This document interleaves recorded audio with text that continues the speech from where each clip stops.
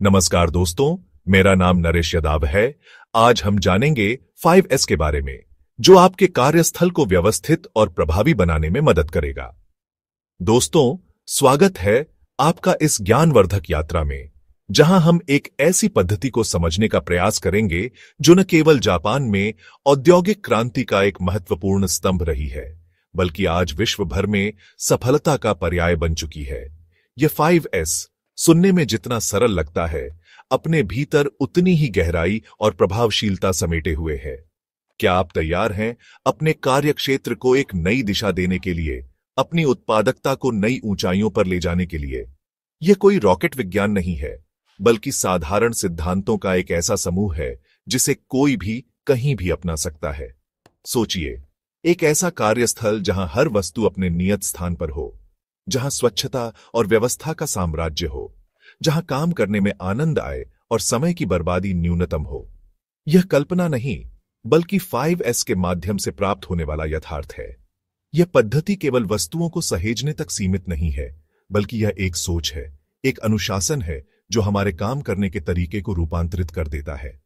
तो चलिए, कंप्यूटर जी की तरह हम भी इस विषय को लॉक करते हैं और इसके विभिन्न पहलुओं को परत दर परत खोलते हैं। आज के इस विशेष एपिसोड में हम 5S के प्रत्येक S को विस्तार से समझेंगे, उसके महत्व को जानेंगे और देखेंगे कि कैसे यह आपके व्यावसायिक और व्यक्तिगत जीवन में भी सकारात्मक परिवर्तन ला सकता है। यह एक ऐसा निवेश है जिसका प्रतिफल आपको तुरंत और दीर्घकालिक रूप में मिलेगा। तो अपनी कुर्सी की पेटी बांध लीजिए, क्योंकि यह यात्रा आपको दिखाने वाली है कि कैसे छोटे छोटे कदम मिलकर एक बड़ी सफलता की कहानी लिखते हैं। आइए मिलकर सीखें और अपने जीवन को अधिक व्यवस्थित और कुशल बनाएं।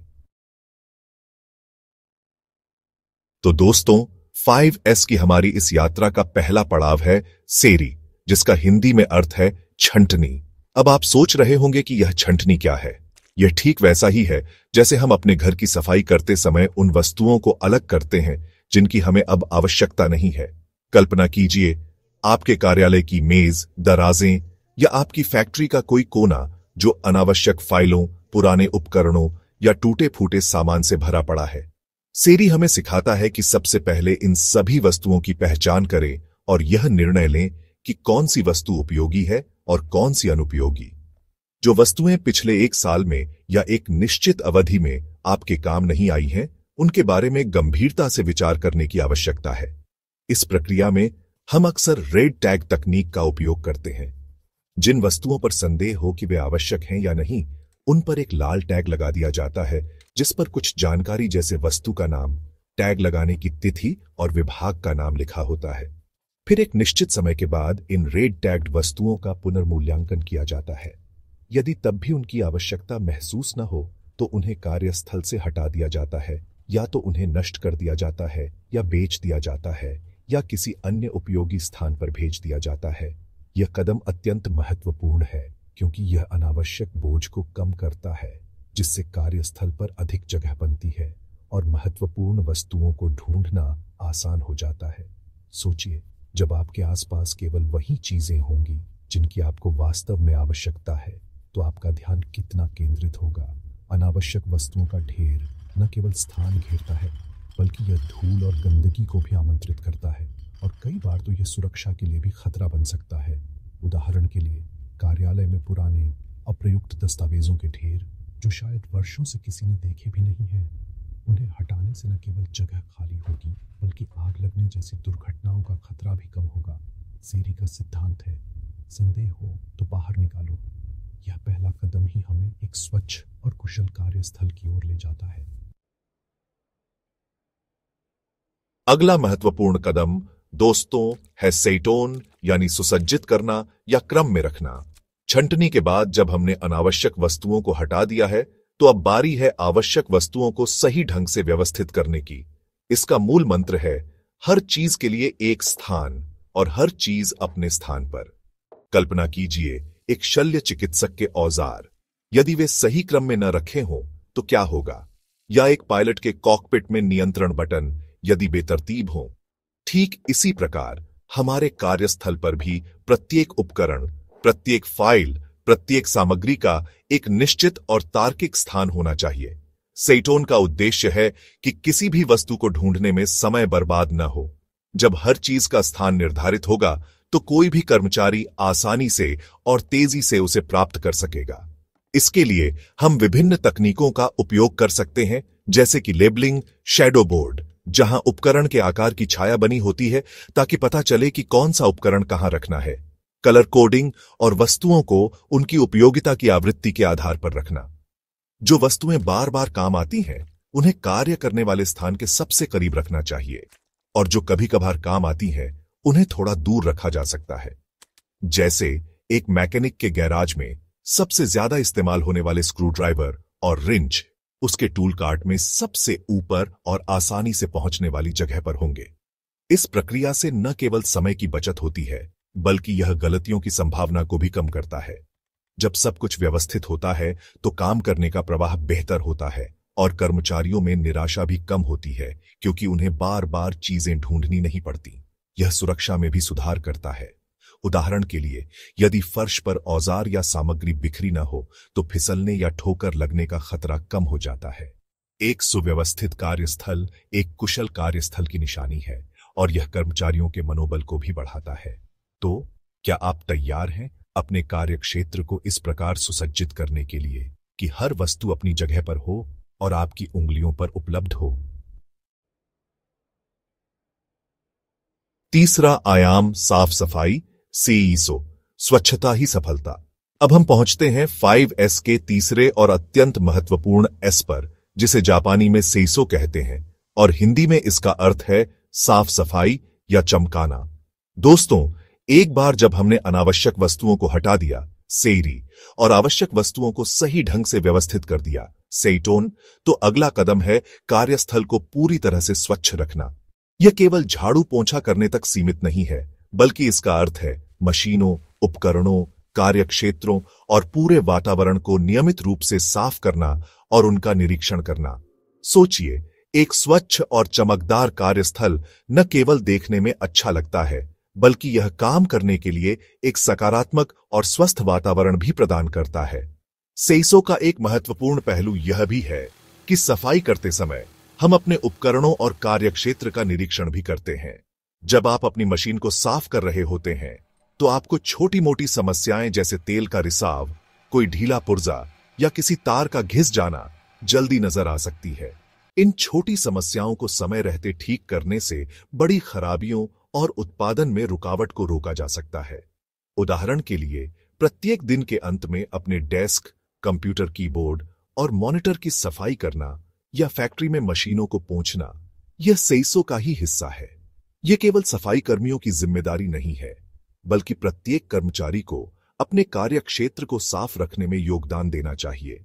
स्वच्छता अपनाने से कर्मचारियों के स्वास्थ्य में भी सुधार होता है। धूल, गंदगी और अव्यवस्था बीमारियों का घर हो सकती है। एक साफ सुथरा कार्यस्थल कर्मचारियों को अधिक ऊर्जावान महसूस कराता है और उनमें अपने काम के प्रति गर्व की भावना पैदा करता है। जब आपका कार्यक्षेत्र स्वच्छ होता है तो आपका मन भी शांत और केंद्रित रहता है, जिससे उत्पादकता स्वाभाविक रूप से बढ़ती है। सेइसो केवल एक क्रिया नहीं, बल्कि एक आदत है, एक दृष्टिकोण है जो उत्कृष्टता की ओर ले जाता है। क्या आप अपने कार्यस्थल को इस प्रकार चमकाने के लिए प्रतिबद्ध हैं कि वह आपकी गुणवत्ता और समर्पण का प्रतीक बन जाए? चौथा सिद्धांत, मानकीकरण, सेइकेत्सु, व्यवस्था को स्थायी बनाना।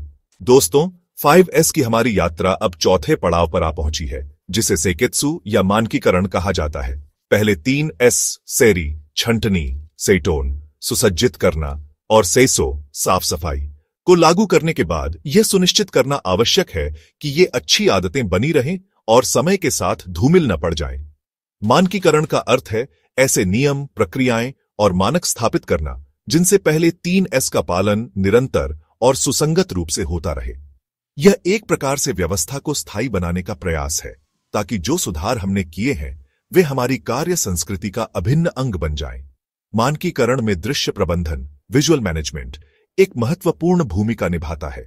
इसका अर्थ है कि हम ऐसे संकेत, लेबल, चार्ट और तस्वीरें लगाएं जिनसे सभी को स्पष्ट रूप से पता चल जाए कि क्या सही है और क्या गलत। उदाहरण के लिए, एक साफ और व्यवस्थित कार्यक्षेत्र की तस्वीर लगाकर यह दिखाया जा सकता है कि आदर्श स्थिति क्या होनी चाहिए। सफाई और रखरखाव के लिए नियमित शेड्यूल बनाना और उन्हें सभी के देखने योग्य स्थान पर लगाना भी मानकीकरण का हिस्सा है। जैसे यह तय करना कि सप्ताह में किस दिन कौन से क्षेत्र की गहरी सफाई होगी या महीने में एक बार सभी उपकरणों का निरीक्षण किया जाएगा। इससे सभी को अपनी जिम्मेदारियों का पता रहता है और भ्रम की स्थिति नहीं बनती। जब मानक स्थापित हो जाते हैं तो उनका पालन करना आसान हो जाता है और नए कर्मचारियों को प्रशिक्षित करना भी सरल हो जाता है। यह सुनिश्चित करता है कि 5S के प्रयास व्यक्तिगत पसंद या नापसंद पर निर्भर न रहकर एक संगठनात्मक प्रक्रिया बन जाएं। मानकीकरण हमें उस स्थिति से बचाता है जहां हम बार बार उन्हीं समस्याओं को ठीक करते रहते हैं। यह एक प्रकार का ऑटो पायलट मोड है जो सुनिश्चित करता है कि हमारा कार्यस्थल हमेशा अपनी सर्वश्रेष्ठ स्थिति में रहे। सोचिए, यदि ट्रैफिक सिग्नल के रंग मानकीकृत न हो तो सड़कों पर कितनी अव्यवस्था फैल जाएगी।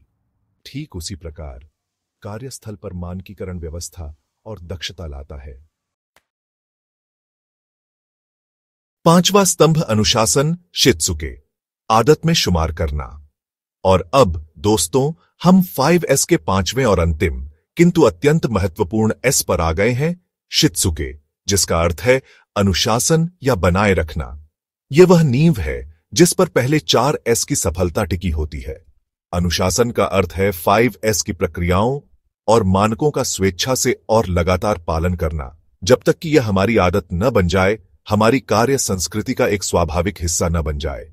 यह केवल नियमों का पालन करने के बारे में नहीं है, बल्कि यह एक मानसिकता विकसित करने के बारे में है जहां प्रत्येक व्यक्ति 5S के सिद्धांतों को आत्मसात कर लेता है और उन्हें अपने दैनिक कार्यों में बिना किसी बाहरी दबाव के लागू करता है। शित्सुके को प्राप्त करना सबसे चुनौतीपूर्ण हो सकता है क्योंकि इसमें मानवीय व्यवहार और आदतों में बदलाव लाना शामिल है। इसके लिए निरंतर प्रयास, प्रशिक्षण, प्रोत्साहन और प्रबंधन के सक्रिय समर्थन की आवश्यकता होती है। नियमित रूप से 5S ऑडिट करना, कर्मचारियों को उनके प्रयासों के लिए पहचान और सराहना देना और 5S को प्रदर्शन मूल्यांकन का हिस्सा बनाना, ये कुछ तरीके हैं जिनसे अनुशासन को बढ़ावा दिया जा सकता है। जब सभी कर्मचारी प्रबंधन से लेकर सबसे निचले स्तर तक 5S के प्रति प्रतिबद्ध होते हैं, तभी यह पद्धति वास्तव में सफल हो पाती है। यह एक टीम प्रयास है जहां हर सदस्य की भूमिका महत्वपूर्ण होती है। कल्पना कीजिए एक ऐसी टीम की जो बिना कहे ही अपने कार्यक्षेत्र को साफ रखती है, औजारों को सही जगह पर रखती है और प्रक्रियाओं का पालन करती है। यह शित्सुके का परिणाम है। यह वह स्थिति है जहां 5S अब कोई प्रोजेक्ट नहीं रहता, बल्कि काम करने का तरीका बन जाता है। अनुशासन ही वह शक्ति है जो सुधारों को टिकाऊ बनाती है और निरंतर सुधार काइजेन की संस्कृति को जन्म देती है। सभी कर्मचारियों को 5S के नियमों का पालन करने के लिए प्रेरित करना और उन्हें नियमित रूप से याद दिलाना, यही शित्सुके का सार है। यह सुनिश्चित करता है कि 5S केवल एक अल्पकालिक अभियान न रहकर संगठन की आत्मा में बस जाए। तो दोस्तों, यह थी 5S की विस्तृत यात्रा। छंटनी, सुसज्जित करना, साफ सफाई, मानकीकरण और अनुशासन। 5S के इन चरणों को अपनाकर आप अपने कार्यस्थल को अधिक उत्पादक और व्यवस्थित बना सकते हैं। अधिक जानकारी के लिए नीचे दिए गए लिंक से 5S प्रशिक्षण सामग्री और वीडियो देखें। धन्यवाद। यह पद्धति, जैसा कि हमने देखा, केवल वस्तुओं की व्यवस्था तक सीमित नहीं है, बल्कि यह एक सोच है, एक दर्शन है जो कार्यकुशलता, सुरक्षा और गुणवत्ता को बढ़ावा देता है। यह एक ऐसा शक्तिशाली उपकरण है जो किसी भी संगठन, चाहे वह छोटा हो या बड़ा, निर्माण क्षेत्र में हो या सेवा क्षेत्र में, उसे रूपांतरित करने की क्षमता रखता है। याद रखिए, 5S कोई एक बार का कार्य नहीं है, बल्कि यह एक निरंतर चलने वाली प्रक्रिया है, एक सतत यात्रा है। इसके लिए प्रतिबद्धता, धैर्य और सभी की भागीदारी आवश्यक है। जब आप इन सिद्धांतों को अपने दैनिक जीवन और कार्य में शामिल कर लेंगे, तो आप पाएंगे कि न केवल आपका कार्यस्थल बेहतर हुआ है, बल्कि आपके काम करने का तरीका, आपकी सोच और आपके परिणाम भी सकारात्मक रूप से प्रभावित हुए हैं। यह एक छोटी सी शुरुआत हो सकती है, लेकिन इसके परिणाम दूरगामी और अत्यंत लाभकारी होते हैं। तो इस ज्ञान के प्रकाश के साथ मैं, आपका दोस्त और होस्ट आपसे आग्रह करता हूं कि 5S को अपनाने का संकल्प लें। अपने आसपास देखें, पहचानें कि कहां सुधार की गुंजाइश है और इन सरल किंतु प्रभावी चरणों को लागू करना शुरू करें। आपकी सफलता की कामना करते हुए आज के लिए बस इतना ही। शुभ रात्रि, शब्बा खैर और गुड नाइट। हमें उम्मीद है कि यह जानकारी आपके लिए उपयोगी सिद्ध होगी और आप इसे अपने जीवन में अवश्य उतारेंगे।